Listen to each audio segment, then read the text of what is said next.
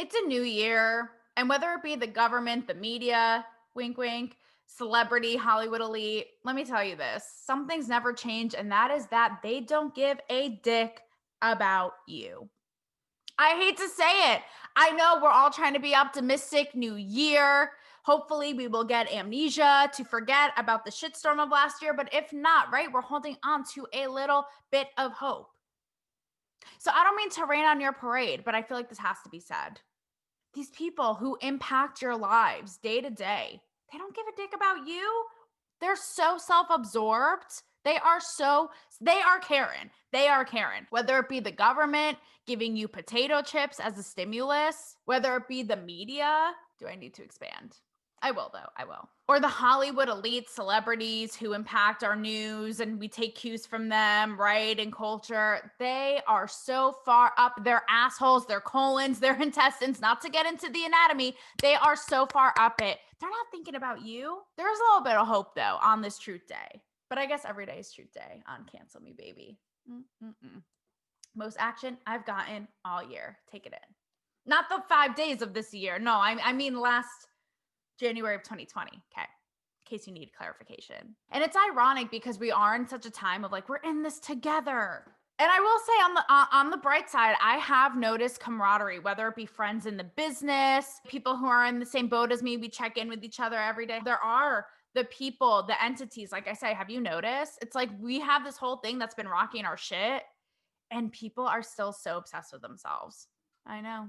It's like new year, people still on their bullshit. But we could do something about it, right? We'll be aware of it and we can like really join forces together like the fucking Girl Scouts we are, or Girl Bays we are, however you want to say it. Okay, so number one, the media. We've talked about this before, but you would think, okay, let's think about journalism, which this is like my existential crisis daily because I am a journalist first. It is dead. It is as dead as the reboot of anything. Okay, let's just put it that way. Journalists are supposed to inform you about what's going on in the world. Now, people write off their opinions as journalism. Like, since when? Since when, Cuomo? Give me a date. Okay, so here's the number one, example of this right now that it is literally sitting on your forehead like Sasquatch. You cannot deny this, okay? Dave Portnoy's Barstool Fund. This man decides to basically do more than the government, who's too busy like picking their own belly buttons every day and doing Sudoku to do anything to help us. He does more than the government to help these small businesses because he's been super vocal about businesses just being completely imploded because they're given no lifelines and they're being told they can't operate. Love our government. Love them so much.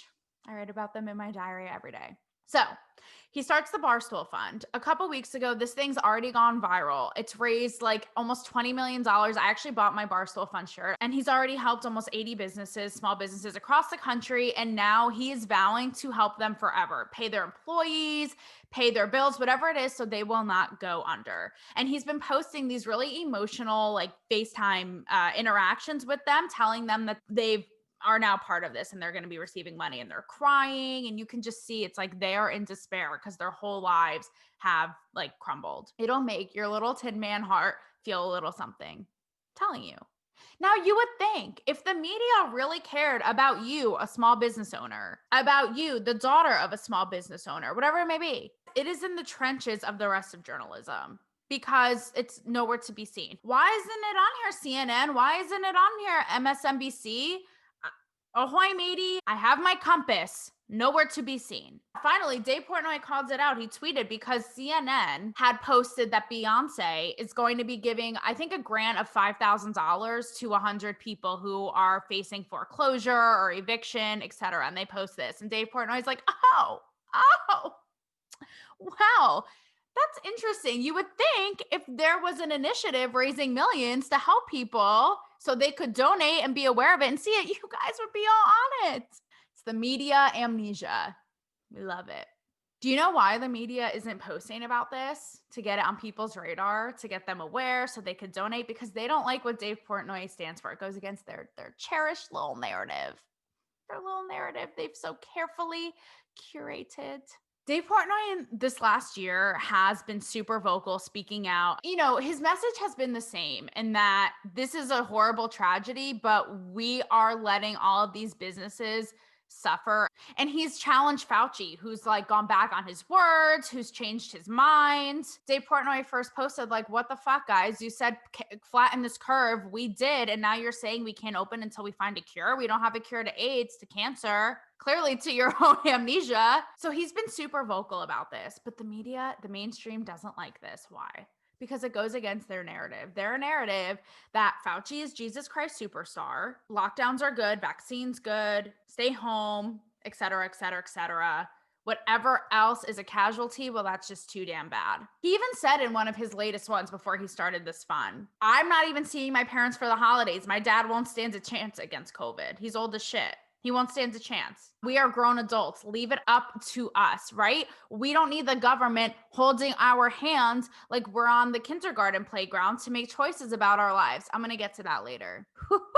Am I? I got a word about that one. I always feel like I have to defend like where I stand with COVID. I know how destructive it is. I'm reading about what's going on in LA and it's horrifying. They're turning down people at funeral homes in the emergency room. It's horrible. Which, sidebar, how is it that LA and LA County in California have been the most locked down and restricted since March, and they're in the worst shape? I got cues. But it really makes you think, yet again, how much does the media, who is giving me news information every day, how much do they care about me? I don't think it's that much. And if you're asking yourself, why does the mainstream media rail these messages home so much, but they don't talk about the casualties of people's lives in the regard of like small businesses and suicide, etc.? It's because they hate Trump so much, and Trump has arguably been like cavalier about COVID. So it has been their mission to rail home the message of how dangerous and awful COVID is and how many people are dying, which they are. Even though Trump's term is almost done, they will keep railing it home until the cows come home to prove him wrong, right? And to make him look stupid, because he has arguably been cavalier about COVID in time, saying it's not as bad as it is, or encouraging people to like move on with their lives and get back to work and get back to school and not let the fear run your life, which I agree in some of those regards, honestly. But the media is so obsessed with continually like destroying him and going against him and proving him wrong that they will just like keep going on and on and on and on. Things like keeping businesses afloat, vaccines, lockdowns, do they work? These things should be talked about. But instead, these people have deemed themselves creators of the universe, Zeus, Buddha, whatever you want to call it, and deciding for us. And it's like, but shouldn't we be able to? No, you can't. My friend was doing his show the other day, and he talked about the efficiency of lockdowns. And as soon as he brought it up, Reddit immediately cut it off, pulled the stream into the abyss of Lindsay Lohan's career. Bye-bye. Pulled it off because you can't even question it. So someone like Dave Portnoy, who has questioned how these rules are destroying so many lives, can't be questioned though. Can't be questioned. So the mainstream media won't cover this fun, give him national coverage. That's sad. I want to talk about that. What Dave Portnoy says about the government holding your hand. Let me just say, these are another people who don't give a donkey dick about you. I never, ever, let me throw one extra for good luck, ever want to depend on the government ever again for my income. It's disgusting. I never planned on it before, and I will never, ever, ever, God willing, if something like this doesn't happen again, plan to again. I think on this unemployment I'm on right now, I literally did the math, like a 12th of what I was when I was out working in the world, a 12th. I literally feel like a hostage. It is suffocating not having the freedom to make the money that I should be making, buying what I want, living how I want. We should aspire to want everything. When did this like mentality set in that it's like, oh, you want like a huge career and money and a hot ass husband and kids and a mansion and a hot tub? Wow. Since when did this mentality come in that if you want all those things, it's like a bad thing? I want my freedom to live my life, make my own living. That's the thing. It's like seeping into everything, right? It's like we can't even make a living and we can't even talk. Because now they're changing the fucking dictionary. They're changing language, how we say certain things, literally. Gotta love the Nance Pelos and her priorities, but like you can't say he, she, mother, brother. Nancy, I did not know that you were appointed head of Webster's Dictionary. Congrats, sweetie. Like, no, since when? Freedom, honey. I don't need you, like Dave Portnoy said, holding my hand and deciding for me, deciding how much, capping off my money and how much I can make. Foul. I literally feel like they have me by the balls, which I don't even know if you can say in 2021 because of the thought police, but I just did. Oops. I did a whole episode talking about the tone deaf Kardashians, how they're just so out of touch, literally posting a play-by-play montage of them wearing G-strings in the middle of the Bermuda Triangle when we can't even like barely go to the grocery store. But I will say, I was perusing through the internet today, being like, what am I going to talk about today? You got the new hair. You no longer look like a witch. So let's do it. But I saw a couple articles back to back on Just Jared about the Kardashians and how rich they are. And at first I was like, oh my God, do we need to hear this when Mitch McConnell is giving me half of a Tootsie Roll for my stimulus check and forcing me to not work? However, one article said that it was like why Kim Kardashian is even richer. So she sold Kim Kardashian Beauty for $200 million for 20% of the company, right? And then the article next to it talks about how Kylie Jenner is spending $450,000 a month to rent a place right now during COVID. And my first initial reaction was like, oh, do I need to see this? When my only joy is like getting in my car in my parents' parking lot to pretend like I'm going somewhere. But I was like, you know what? We should see this because I'm so fucking tired of the government trying to perpetuate like a victim mentality on us. A victim mentality of like, oh, you're in a hard spot here. Like, no, bitch, I don't need any bailouts. I don't want a handout. I don't want your help. I want to live my life and make my money how I want to make it. So we should be seeing these articles like Kylie and Kim living their best lives. I don't think that they need to be fucking documenting it. It is tone deaf, but it is inspiring, right? We should all be selling our businesses for 20% at $200 million. Why not? That is the American dream after all, isn't it? So the government hates us in regards to like completely destroying our lives, telling us we can't step foot outside of our homes, can't work, can't go to school. And these very government officials laying down this law are thriving. You know, my fave Gavs, the Gavin Newsom. Kids are going to private school. His winery's open. He's getting his like teeth floss, his shoes shined while eating like king crab dinner out and about. Yeah, destroying our lives, but going on to live theirs with our tax dollars, by the way. Yet again, don't give a shit about us. Nope. Try again. If they were in our boat, you and I both know this, and they weren't able to go to work or to make a living or to make their cash flow, I think that they would be singing a different tune. Come on, we know that. And it's the same thing as celebs who preach these ideals about helping those who aren't as fortunate. Like I'm going to get into these peeps in a minute. It would drive me nuts how all these celebs all day like preach about these progressive ideas. And I'd be like, listen, sweetie, if you cared that much, give half of your salary to the impoverished communities. But I don't see you doing that. Why? Because capitalism, sweetheart, it is propping up your life and making your existence fucking awesome. So just admit that. Come on. But it's like when it comes down to it, they won't really do it. They won't make the sacrifice. They think it's better for us what these government officials are saying to stay home. They think it's better for us what these celebrities are saying about all these ideals that they're not even really living by. And when it comes down to it, goose egg. Basically, you all look like a bunch of fools because you're talking shit about systems that actually benefit you and make your lives better. And when it comes down to it, you're not really willing to like live by what you say. So government celebs are all like, we're all in this together. Well, not really, because I don't see you guys sacrificing dick. Put your money where your mouth is. Now, speaking of the Kardashians, coined it. We're getting lazy in 2021, so we're going to abbreviate that shit. Okay.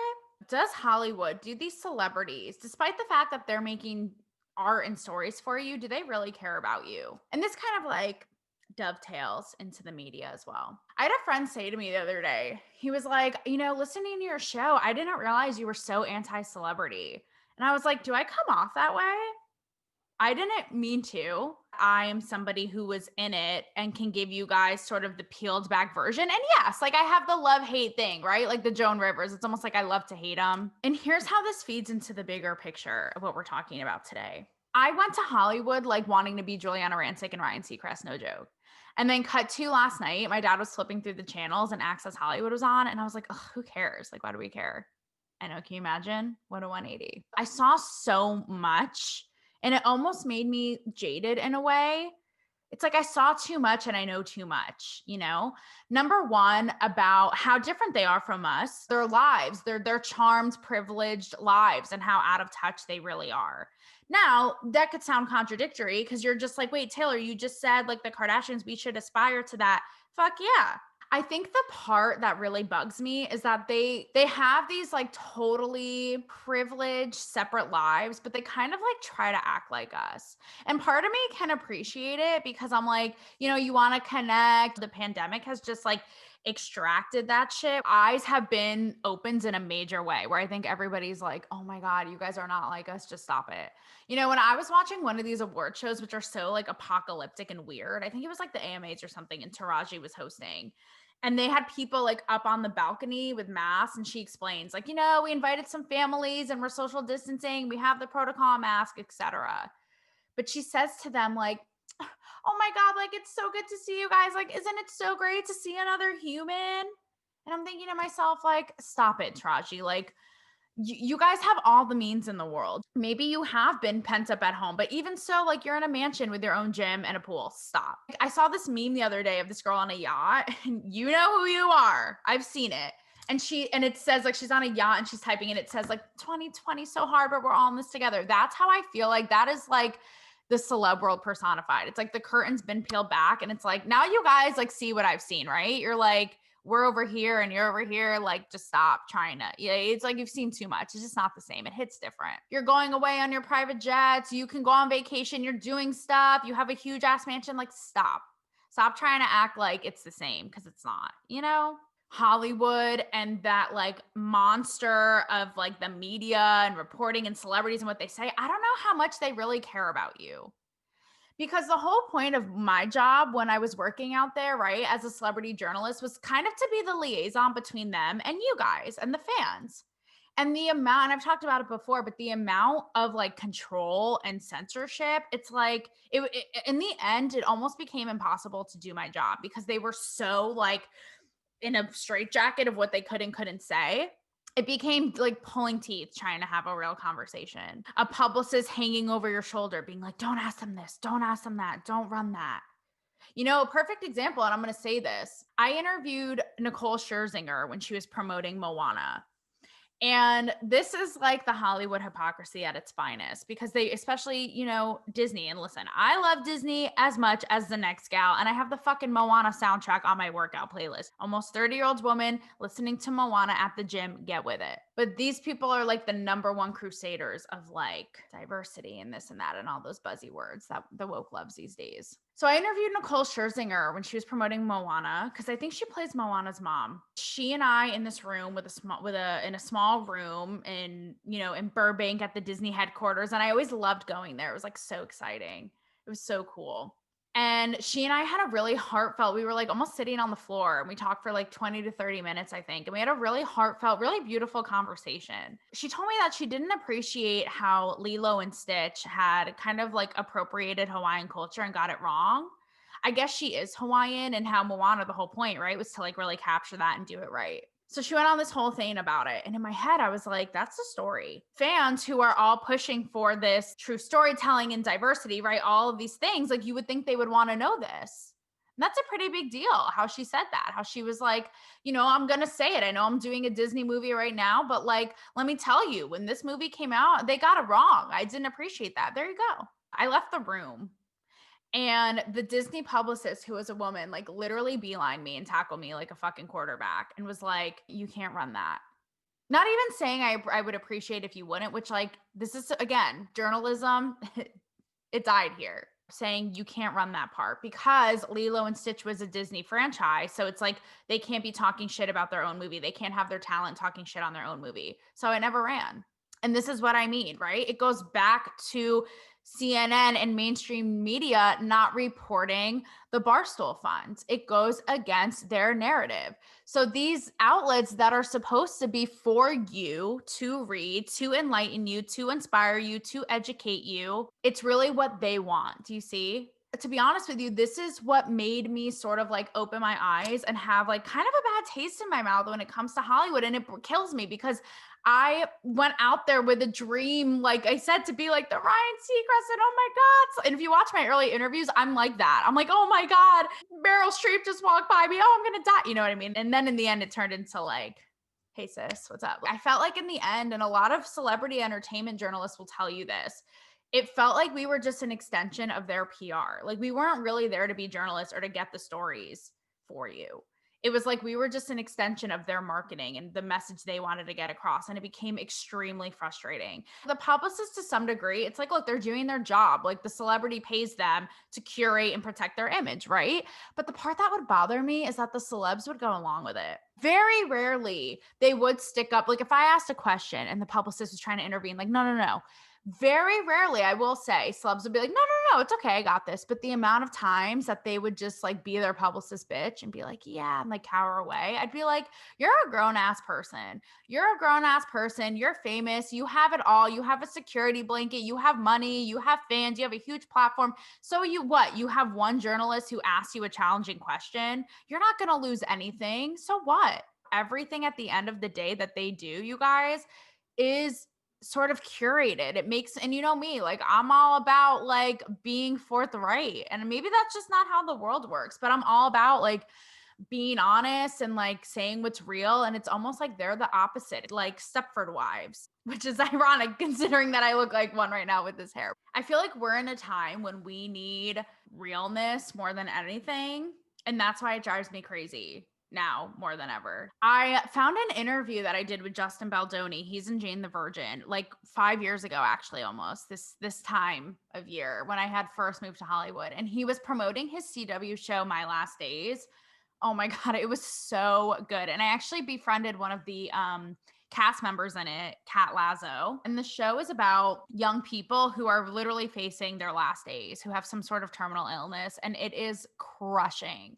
But the whole show is about like really living your life. It moved me for days. Like I was so, even thinking about it still, I have chills. And I remember I interviewed Justin on the red carpet and he said, this isn't about Hollywood hotshots. You know, this is about the impact that the media really can have in the world. And it makes me sad because with everything I just laid out, fake news and even like the celebrity censorship, it's sad because now more than ever, like we need to be impacted. We need to feel a little bit more hope. What he said at that time 5 years ago, it's like it never was so true as it is now. But the sad part is, I feel like we have never been so far away from that as we are now. The media has the chance to impact our lives for the better. And it's like everything is so distorted to be in their like demented view of the world and what they want us to think. Sadly, when there is so much suffering, we are ironically in such a me world. People just want to see things that reaffirm what they already think, whether it be news, Instagram accounts they follow. Try not to have your blinders on when it comes to this. You know, am I just looking for things that are already reaffirm how I think, how I feel, what I want to see based on these, you know, news producers in the CNN backroom doing a circle jerk? Open your eyes to what other people want for you. Whatever it is people are pushing on you, whether it's your local Karen, whether it's the deranged government who have us in like an employment purgatory, not everybody is really looking out for you at the end of the day, but you and me. I got your back too. Don't forget that.